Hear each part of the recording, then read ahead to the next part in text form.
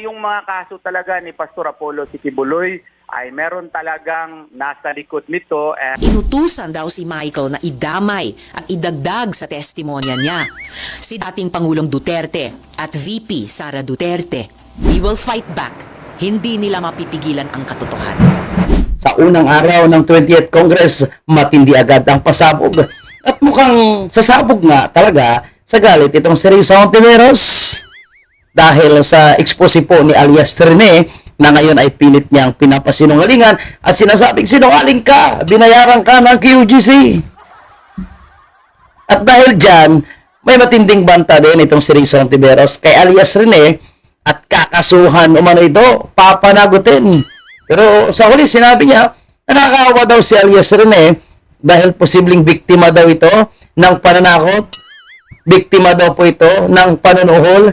Kaya ang tanong natin, sino ba yung markado na di umano'y mahilig manuhol ng mga witnesses para lang sa kanilang kalaban sa politika? Eh sabi ni Atty. Topacio, yan ay si Risa Hontiveros.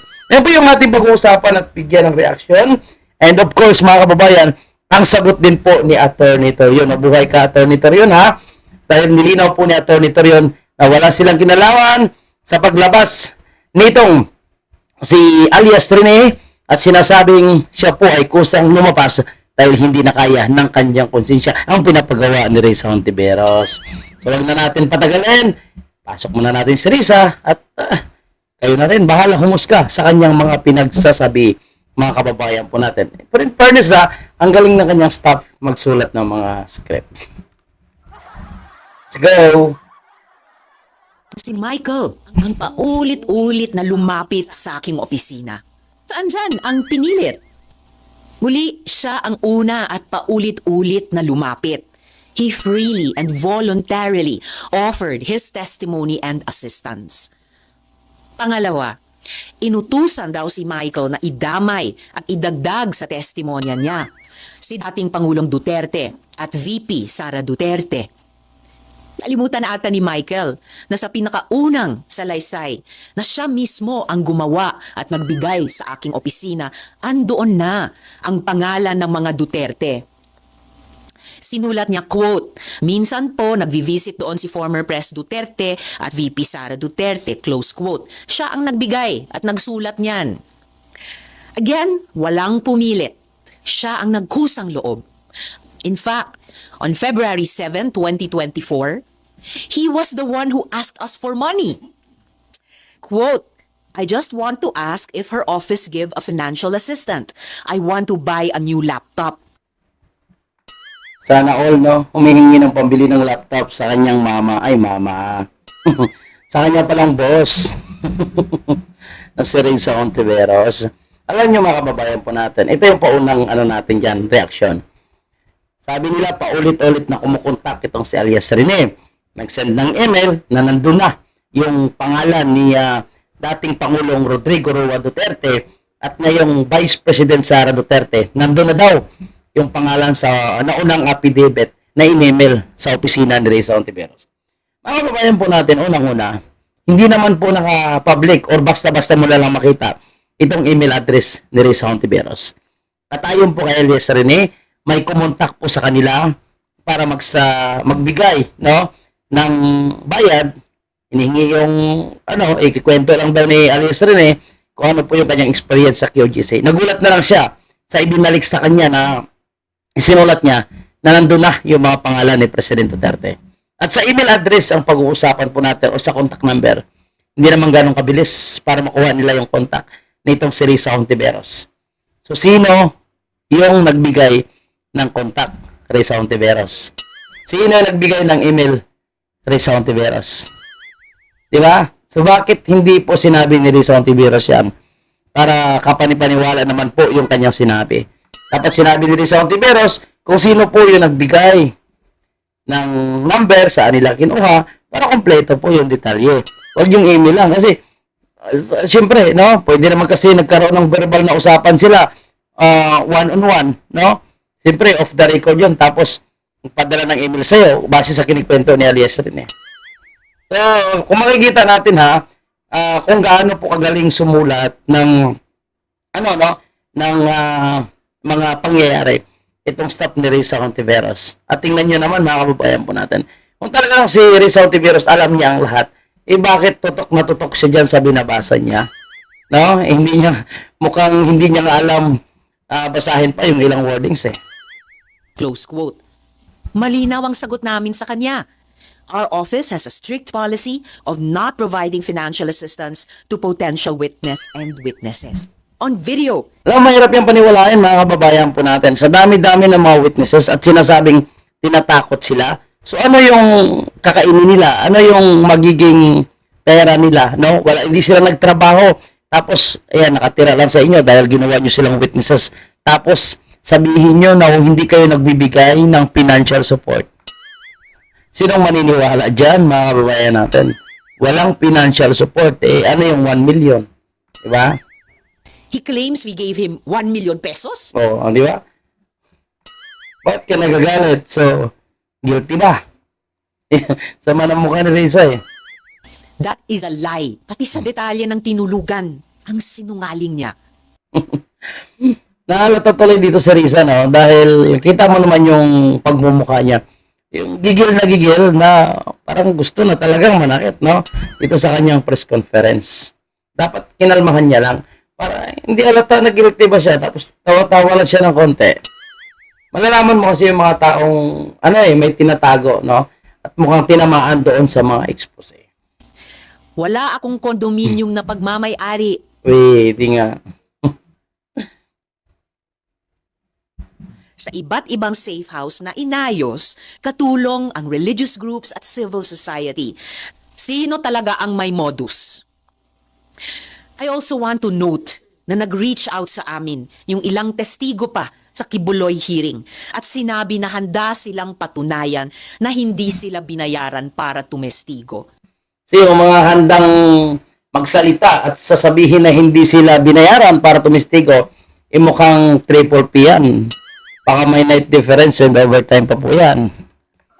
Sigurado, no? And actually mga kababayan po natin, mukhang pinapatutuhanan naman ni Risa Hontiveros yung claim ni Alias Sarinin na binigyan sila ng accommodation. Dinideny niya lang na condominium, hindi condominium daw. Okay, sige. Remember that Michael is only one of 14 witnesses. Pero ang sakit, no? 1 out of 14 witnesses. Pero masakit na para kay Risa Hontiveros. Na hindi nga siya ang star witness. Yun naman pala, hindi naman pala star witness. Takot na takot ka. Michael also claims that I threatened him. Hindi nga ba? Yet, on June 22 and 23, 2025, just this month, just last week, Okay. Kwento Michael mo was pa. naman frantically Sige, kwento lang. messaging my staff. Sabi niya, quote, "Help me. Kinidnap ako at tinatakot ako ng kingdom. Dito ako kinulong sa Glory Mountain. Send rescue now." Close quote. We took his messages seriously. We forwarded them to the PNP in Davao for immediate action. At noong kumikilos na ang PNP, biglang lumabas ang video. Bago pa iyan, nakailang mensahe na rin si Michael na hinaharas siya ng ilang hindi kilalang individual pagkatapos ng pagdinig sa Senado.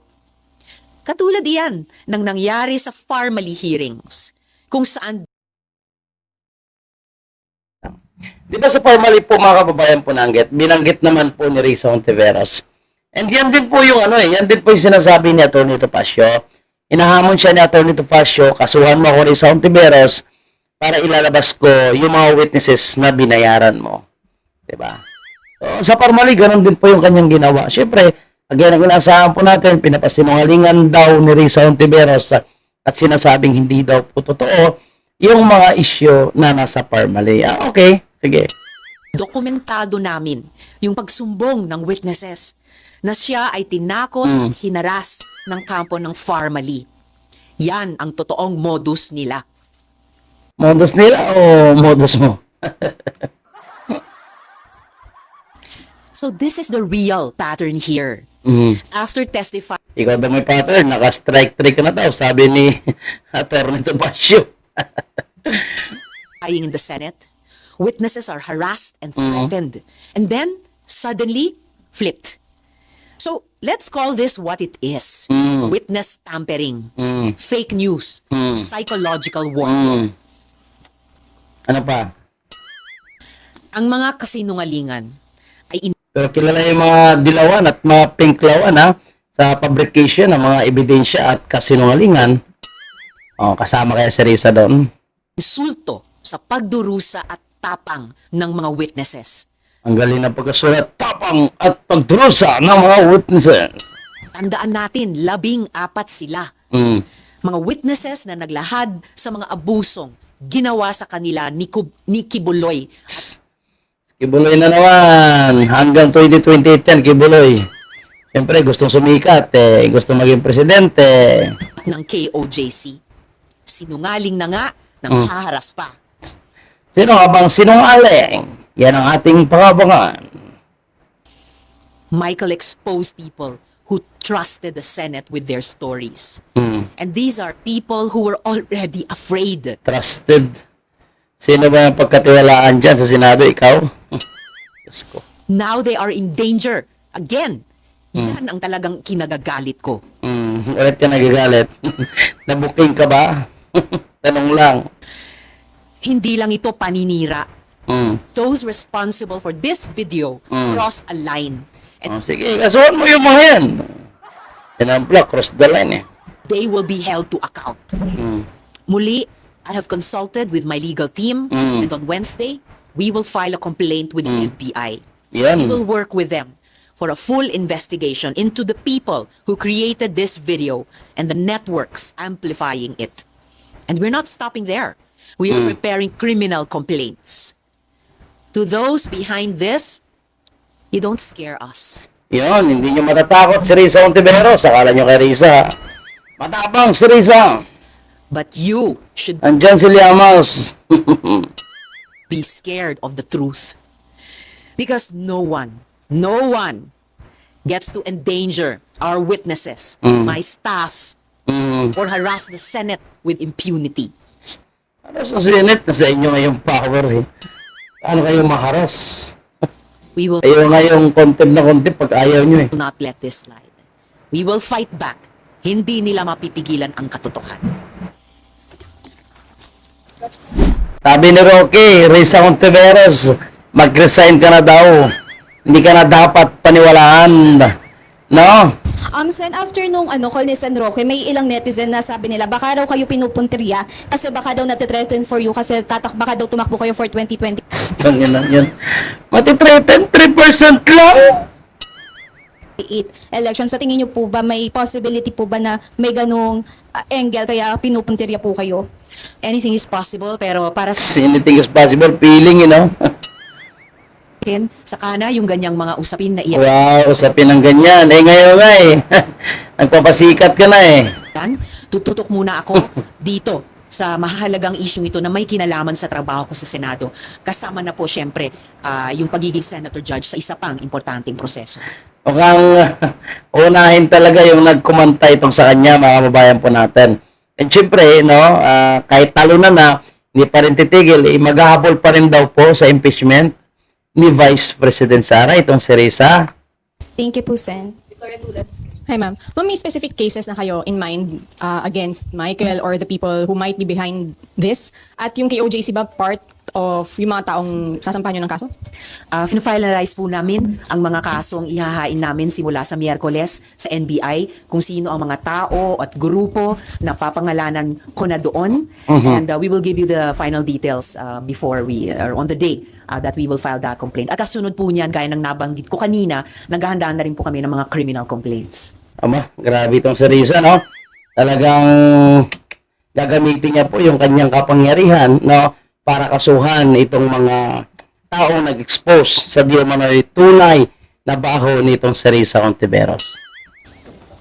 Magandang gabi at magandang gabi. So ito po mga kababayan po natin pakinggan at panoorin po natin. Itong sagot naman po ni Atty. Torion dito po sa sinasabi ni Risa Ontiveros na di umano'y nasa likod ng witness na ito, nasa likod sa pag-recant nitong si alias Rene, ay QGC daw po. Sige, pakinggan natin ito mga kabayan. din sa mga viewers nitong sikat na istasyon. Green. Attorney, ano po ang masasabi ninyo rito sa pagbaliktad ng testigo ni Senador Risa laban kay Pastor Quiboloy? Well, first wala talaga akong kinalaman dyan sa pagbaliktad niya. I only learned it recently and I have no participation whatsoever with the recent move of that witness. However, I would like to state that of course, it would benefit us. So we are happy with this development because it shows and proves na yung mga kaso talaga ni Pastor Apollo Quiboloy ay meron talagang nasa likod nito, and through this witness, we can show and prove yung aming theory po. Na, So, yun nga po, sinasabi ni Atty. Torion dito mga kababayan po natin, na may mga malalaking tao talaga na nasa likod, no, sa kaso ni Pastor Quiboloy. And of course, isa po dito, yung tinutukoy niya, itong ibinulgar po ni alias Rene. Ganun pa man mga kababayan po natin, nilinaw po ni Atty. Torion na wala po siyang kinalaman dito, walang kinalaman ng QGC, kundi kusang lumabas lamang itong si alias Rene dahil siguro na kung siya kaya in-expose niya po itong kanyang tunay na mga nalalaman patungkol po sa di umano'y pagsuhol sa kanya nitong si Risa Hontiveros. Ganun pa man mga kababayan, ito pong si Atty. Torion, sabi niya nga, try nila na kausapin po, kontakin itong si alias Rene at siguro no, bibigyan nila ng karagdagang tulong para maproteksyonan po itong si alias Rene. Kasi para sa akin mga kababayan natin, no, delikado po yung kalagayan nitong si alias Rene ngayon. Napakadelikado po. Lalong-lalo na, no, itong nangyayari sa kanya ngayon. And kalaban niya si Risa Hontiveros, no, malakas yung si Risa Hontiveros. At alam naman natin yung history po nitong si Risa Hontiveros. Alam naman natin kung sinong kalyado niya. Alam naman natin kung sino po yung kanyang mga kasamaan, mga kaibigan, no, yung kanyang kapartido, and anong klase sila, anong klase group organisasyon po sila. So sanay po sila sa di umano'y pananakot sa tao, itong tanim witnesses. Ika nga, itong si Risa Hontiveros, sabi ni Atty. Topacio, sanay daw po ito sa pagbabayad ng witness para po sa kanyang gustong maabot, gustong mangyari sa mga Senate investigation. Kaya abangan natin yan mga kababayan po natin And Senator Bato, Senator Bongo, mukhang hindi pa sila naglabas ng kanilang pahayag patungkol dito na sinasabing sila po ay dinadamay nitong si Risa Hontiveros. Pangalanan, isama daw po doon sa mga dawit patungkol po sa mga operation ni Pastor Apollo Quiboloy. And of course, nadamay nga po si VP Sara and si President Duterte. And tingnan natin kung sino yung mga kakasuhan nitong si Risa Hontiveros and ano po yung mangyayari sa mga kasong ito. Makakayanan kaya, no, ni alias Rene itong pressure ni Risa Hontiveros, or babaliktad ito muli at kakanta or magtatago na lang ito. Ano talaga yung purpose and sino, no? Sino yung nag-convince kay alias Rene para sabihin ang katotohanan? Yun po ba ay sariling desisyon niya lang o may taong nag-convince sa kanya, sumusuporta sa kanya sa kanyang pag-expose laban dito kay Risa Hontiveros? And kita naman natin yung mga kwento ni Risa Hontiveros kung paano siya kinakot ng kanyang sekretary. So, ganoon din ang kanyang sinasabi ngayon. Pero of course, no, yan ay sariling opinion ko po. Nasa inyo po mga kabayan po natin kung paano nyo po husgahan itong si Risa Hontiveros base po sa kanyang mga salaysay, sa kanyang sinasabi sa kanyang press conference. Anyway, pwede nyo na mapanood yung kabuang video nandyan sa Senado, yung kanyang buong press conference, question and answer ng ilang mainstream media. Okay? So, for now, yan na muna mga kabayan po natin at alam natin nalalabas ang katotohanan. God is good and thank you. God bless sa atin lahat mga kabayan. Hanggang dito lang muna. Thank you very much.